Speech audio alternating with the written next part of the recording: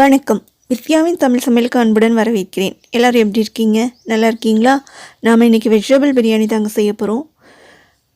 இது வந்து lunch box ரெசிபியாக கூட நீங்கள் எடுத்துகிட்டு போகலாம். காலையில் எழுந்திரிச்சோன்னே அவசர அவசரமாக செய்யாமல் நைட்டே வந்து காய்கள்லாம் வந்து கட் பண்ணி எடுத்து வச்சுட்டு நம்ம அதை வந்து காலையில் தாளிச்சா போதுங்க. டக்குன்னு செஞ்சிடலாம். நம்ம நான்வெஜ் எடுக்காத நாட்களில் பிரியாணி செஞ்சு இந்த மாதிரி வெஜிடபிள் நல்ல சத்துள்ள சாப்பாடாக நம்ம சாப்பிட்லாங்க. இப்போ வாங்க நம்ம வெஜிடபிள் பிரியாணி செய்யலாம். அதுக்கு முன்னாடி வித்யாவின் தமிழ் சமையல் சேனலுக்கு லைக் பண்ணுங்கள், ஷேர் பண்ணுங்கள், சப்ஸ்கிரைப் பண்ணாதவங்க சப்ஸ்கிரைப் பண்ணிக்கோங்க. கீழே இருக்க பெல் ஐக்கானையும் ப்ரெஸ் பண்ணிவிடுங்க. அப்போ தான் நான் போடுற வீடியோஸ்லாம் வரும். கண்டிப்பாக மறக்காமல் சப்ஸ்கிரைப் பண்ணிக்கோங்க ப்ளீஸ். இப்போது பிரியாணிக்கு தேவையான பொருட்கள்: பெரிய வெங்காயம் 2 எடுத்து சைஸாக கட் பண்ணி வச்சுக்கலாம். பூண்டு ஒரு 15 பூண்டு, சின்ன சைஸாக இருந்தால் 15, பெரிய சைஸாக இருந்தால் 7 பூண்டு போதும். சின்ன துண்டு இஞ்சி, 50 கிராம் பீன்ஸ், 2 பச்சை மிளகாய், ஒரு கைப்பிடி புதினா, ஒரு கைப்பிடி கொத்தமல்லி தழை, 50 கிராம் கேரட், 50 கிராம் உருளைக்கிழங்கு, 50 கிராம் பச்சை பட்டாணி. பச்சை பட்டாணி வந்து உங்கள்கிட்ட பச்சையாக இல்லாட்டினா காஞ்ச பட்டாணியை வந்து ஊற வச்சு எடுத்து வச்சுக்கோங்க. அப்புறமா காலிஃப்ளவர் 50 கிராம், வாசனைக்காக பட்டை ஒரு துண்டு, அன்னாசிப்பூ 1, ஏலக்காய் 3, கிராம்பு 7, கடற்பாசி ஒரு சின்ன துண்டு, பிரிஞ்சி இலை, பிரியாணி இலை 1. அவ்வளோதாங்க. இப்போ வந்து ஒரு மிக்ஸி ஜார் எடுத்துக்கலாம். இஞ்சி பூண்டு போட்டுக்கலாம், 2 பச்சை மிளகாய் போட்டுக்கலாம், கருவேப்பிலை கொத்தமல்லி ஆட் பண்ணிக்கலாங்க. பட்டை, கிராம்பு, ஏலக்காய், அன்னாசிப்பூ, கடற்பாசி, பிரிஞ்சி இலை எல்லாமே போட்டு நல்லா அரைச்சி எடுத்து வச்சுக்கலாங்க. வெஜிடபிள் பிரியாணி நம்ம குக்கரில் தாங்க செய்ய போகிறோம். அது குக்கர் எடுத்துக்கலாம். 2 டேபிள் ஸ்பூன் நெய் ஊற்றிக்கலாம். 2 டேபிள் ஸ்பூன் ஆயில் ஊற்றிக்கலாங்க. நீங்கள் என்ன ஆயில் யூஸ் பண்ணுறீங்களோ அதை யூஸ் பண்ணிக்கோங்க. இப்போ இது நல்லா சூடாகட்டும். நல்லா சூடானதுக்கப்புறமா வெங்காயம் ஸ்லைஸாக கட் பண்ணி ஆட் பண்ணிக்கலாம்.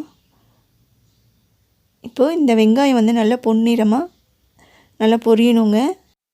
பிரியாணிக்கு முக்கியமானது வெங்காயம் தாங்க. வெங்காயம் வந்து நல்லா பொன்னிறமாக பொரிஞ்சதுக்கப்புறமா 1 table spoon garam masala add பண்ணிக்கலாம். இந்த ஸ்டேஜில் கரம் மசாலா ஆட் பண்ணுறதுனால பிரியாணிக்கு நல்ல வாசனையும் டேஸ்ட்டும் தருங்க. கண்டிப்பாக ஸ்கிப் பண்ணாமல் ஆட் பண்ணிக்கோங்க. அடுத்து நம்ம அரைச்சி வச்சுருந்தோம் இல்லைங்களா, இஞ்சி பூண்டு, பச்சை மிளகாய், பட்டை, கிராம்பு, ஏலக்காய், பிரிஞ்சி இலை, அன்னாசி மூக்கு, இது எல்லாமே போட்டு நல்லா மிக்ஸ் பண்ணிக்கலாங்க. நல்லா பச்சை வாசனையெல்லாம் போகிற வரைக்கும் நல்லா ஃப்ரை பண்ணி எடுத்துக்கலாம். ஒரு மீடியம் சைஸ் தக்காளி கட் பண்ணி ஆட் பண்ணிக்கலாம்.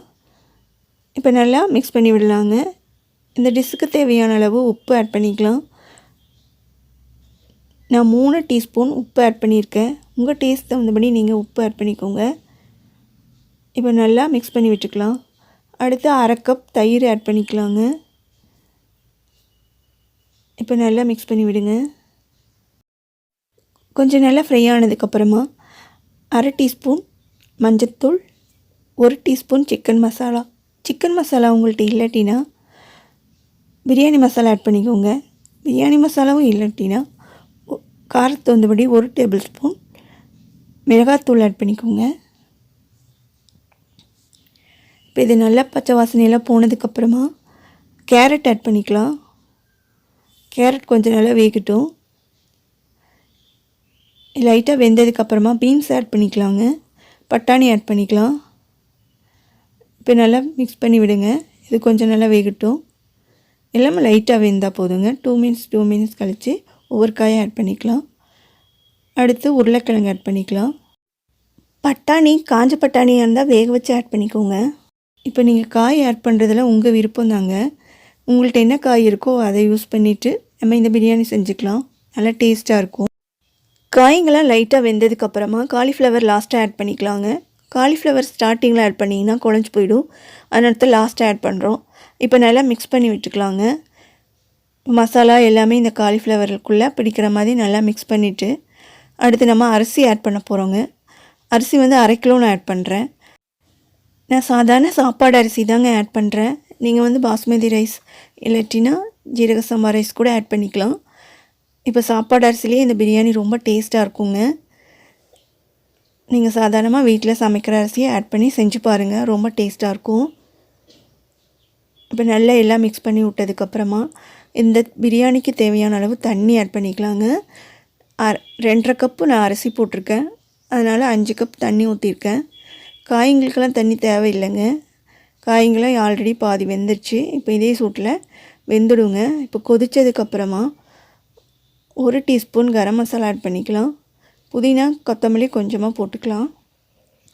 இப்போ நல்லா மிக்ஸ் பண்ணி விடுங்க. அடுத்து குக்கர் மூடி போட்டு விசில் விட்டு எடுத்துக்கலாங்க. இப்போ இந்த ஸ்டேஜில் உப்பு கூட நீங்கள் செக் பண்ணி பார்த்துக்கோங்க. உப்பு கம்மியாக இருந்ததுன்னா ஆட் பண்ணிக்கோங்க, காரம் கம்மியாக இருந்தால் மிளகாத்தூள் ஆட் பண்ணிக்கோங்க. பாஸ்மதி ரைஸ், ஜீரக சம்பா ரைஸ் நீங்கள் யூஸ் பண்ணுறதா இருந்தால் 1 விசில் விட்டு ஆஃப் பண்ணிடுங்க. இப்போ நம்மளுடைய பிரியாணி வெந்துருச்சுங்க, 3 விசில் விட்டு எடுத்தாச்சு. லாஸ்ட்டாக 2 டீஸ்பூன் நெய் ஆட் பண்ணிக்கலாங்க.